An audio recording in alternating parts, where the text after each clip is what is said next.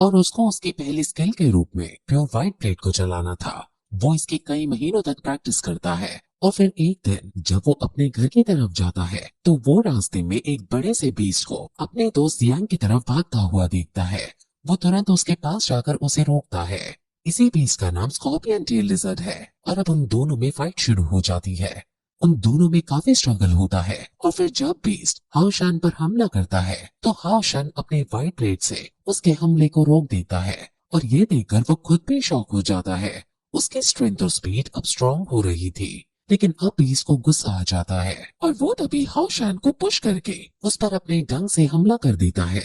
हाओशान को अब उसके इस डंक से बचने में बहुत ज्यादा दिक्कत होने लगती है, लेकिन फिर भी वो हार नहीं मानता और अपने टीचर की सिखाई गई थ्योरी को याद करता है, जिसमें उसके टीचर ने बताया था कि स्कॉर्पियन टेल लिजर्ड की हालांकि कोई खास स्किल नहीं होती, लेकिन उसका शेल बहुत ज्यादा हार्ड होता है और उसके पास एक पॉइजनस स्टील होती है और इसकी कमजोरी इसकी बेली में है। अब हाउशन खड़ा होकर उसकी बेली पर वार करता है और उसको घायल कर देता है, लेकिन वो बीस्ट इतना ज्यादा ताकतवर था कि वो फिर से खड़ा होकर अब आसपास धूल फैला देता है, जिससे कुछ भी दिखना नामुमकिन हो जाता है। हाउशान फिर तभी अंडरग्राउंड आंख बंद करके बैट से बचने की ट्रेनिंग याद करता है और आंख बंद करके अब बीस पर हमला कर देता है और फिर फाइनली वहां से धूल हट जाती है, लेकिन बीस बहुत गुस्से में अब हाउशान पर हमला कर रहा होता है। हाउशान अपनी बैम्बू की ही तलवार से लड़ रहा था और अब उसकी ये तलवार टूटने की कगार पर आ जाती है। वो समझ जाता है कि अब उसे क्या करना है। वो अपनी स्किल को एक्टिवेट करके बीस को हवा में उछालकर व्हाइट ब्लेड का यूज करता है और बीस को काट डालता है। ये देखकर सभी बहुत खुश हो जाते हैं और जियांग भी सोचने लगता है कि हाँ शाना बहुत ज्यादा शक्तिशाली हो गया है, लेकिन मैं अभी तक उतना ही हूँ। जियांग अपनी ताकत को देखकर निराश हो जाता है और वो हाओशान से भी अच्छे से बात नहीं कर पाता। हाओशान जियांग को अपने घर ले जाना चाहता था, लेकिन जियांग उसे मना कर देता है और ये बात हाओशान के लिए बहुत शॉकिंग थी। अब उसके जाने के बाद हाओशान अपने मास्टर को धन्यवाद कहता है, क्योंकि उसकी ट्रेनिंग की वजह से वो इतना शक्तिशाली हो पाया है। अब वो वहां से जाने ही वाला था कि तभी वहां दो पोर्टल खुलते हैं और उन दोनों पोर्टल में से एक लड़का और एक छोटी लड़की बाहर आती है।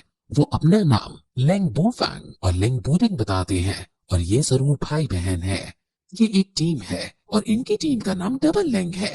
ये थोड़ा कार्टून कंपनी के लीड हीरो की तरह लग रहे हैं, लेकिन ये यहाँ इस बीस्ट को खरीदने आए हैं और ये हाउशन के पास जाकर उससे इस बीस्ट को खरीदने लगते हैं और उसको इसके बदले 3 गोल्ड कॉइन देने को भी कहते हैं।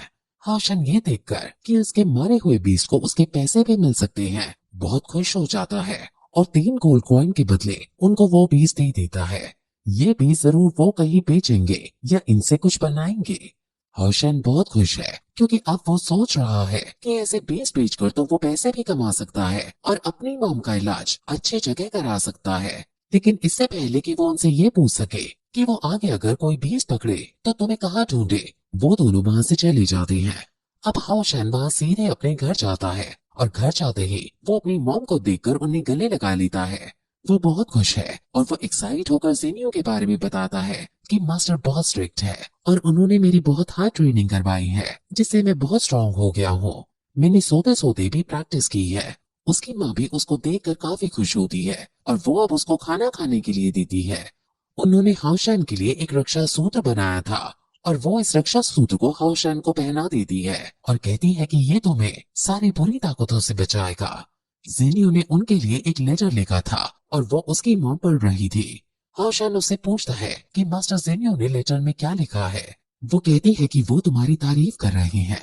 हाउशान कहता है कि मुझे तो नहीं लगता ऐसा। वो ऐसे ही कई स्मॉल टॉक्स करते हैं और फिर हाउशान कहता है कि वो बहुत अच्छे हैं, लेकिन उनके चेहरे पर हमेशा सीरियसनेस होती है।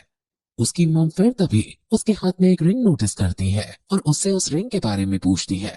हाउशन शर्माकर पहले तो छुपाने की कोशिश करता है, लेकिन उसकी मॉम समझ जाती है कि ये उसे एक लड़की ने दी है और फिर हाउशन उन्हें अपनी ये रिंग दिखाकर कहता है कि ये मुझे मेरी दोस्त ने दी है। इस रिंग की बैक साइड पर लिखा था कि नेवर फॉरगेट मी। अब फिर हम उस लड़की को देखते हैं जो एक मूर्ति के पास जा रही है और वो मूर्ति उसे कहती है कि अब तुम्हारी टेस्ट का 4th राउंड होगा और इस राउंड में तुम्हारी देखने की शक्ति खो जाएगी। ये सुनकर लड़की बहुत उदास हो जाती है और वो हाओशान को सोचने लगती है और फिर टेस्ट के लिए आगे बढ़ जाती है और उसका एक बहुत खतरनाक टेस्ट होता है जिसमें कई सारी तलवार उसके पास आ जाती हैं और उसकी आंखों की शक्ति खींचने लगती हैं। वहीं अब एक साल बीत जाता है और हम हाओशान को देखते हैं जो अपने मास्टर के कहने पर एक नए शहर में आया है और उसके मास्टर ने ये कहा है कि मून सिटी के अंदर तुम्हें तुम्हारा नेक्स्ट चैलेंज मिलेगा। अब वो वहाँ के टेंपल में जाता है